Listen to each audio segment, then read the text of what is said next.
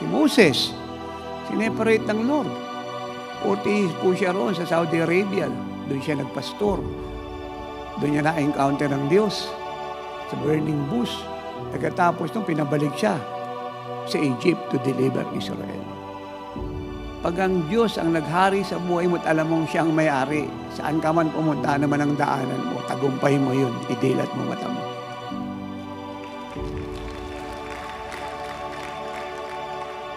Naintindihan ko yan ng early years ko. Sabi ko, Lord, nawala ako ng mga kaibigan isa-isa. Nung lumabas ako at nagamit ko na aking titulo apostol, lahat sila pinarsecute ako. Wala po akong kaibigang naging loyal. Lahat po pinarsecute ako. Lahat, pati best friend mo. All of them stabbed me at the back. Totally. Pinarsecute ako. Inupush yung aral ko. Lahat ng paninira, sinabi nila laban sa akin. Lahat.